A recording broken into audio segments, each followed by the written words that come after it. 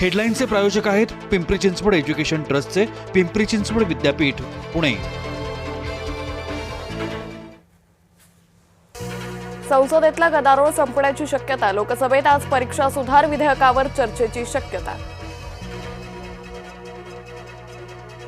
दोन्ही राष्ट्रवादीत घडामोडींना वेग। खासदार सुनील तटकरेंनी घेतली अमित शहांची भेट, तर सुप्रिया सुळे ही केंद्रीय गृहमंत्र्यांच्या भेटीला।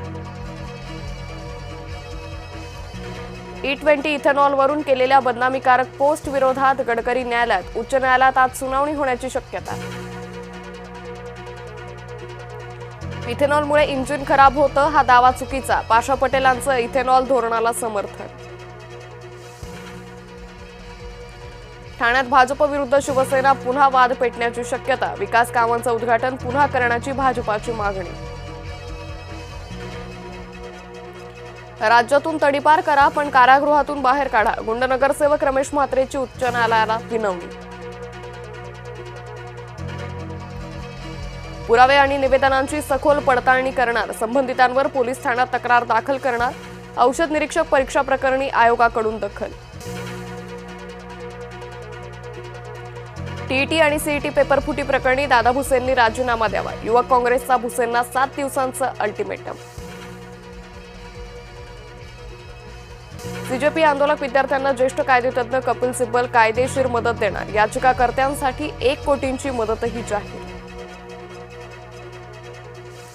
केळघर घाटात दरड कोसळली। सातारा महाबळेश्वर मार्ग पूर्णतः बंद। रस्त्यावर मोठ्या प्रमाणात दगड आणि मातीचा ढिगारा। उजनी धरणातून 30,000 क्युसेकनं पाण्याचा विसर्ग। भीमा नदी काठच्या गावांना सतर्कतेचा इशारा। पालघर जिल्हाधिकारी कार्यालयातील उपहारगृहाचा परवाना रद्द। कालबाह्य अन्नसाठा आढळल्यानं अन्न आणि औषध प्रशासनाची कारवाई। उजनी धरणातून 15,000 क्युसेक विसर्ग। भीमा नदीकाठच्या नागरिकांना सतर्कतेचा इशारा। त्र्यंबकेश्वर पोलिसांकडून 11 आरोपींना अटक। तळेगावमध्ये टाकला होता सशस्त्र दरोडा।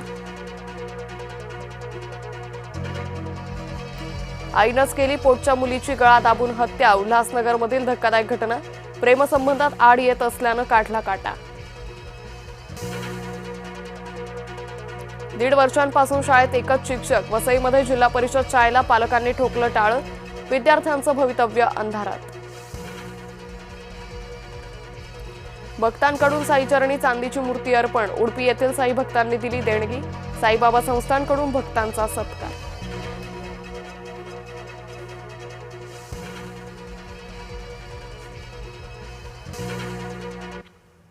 नमस्कार, सुप्रभात। मी अंकिता जाधव। आपण पाहताय जय महाराष्ट्र।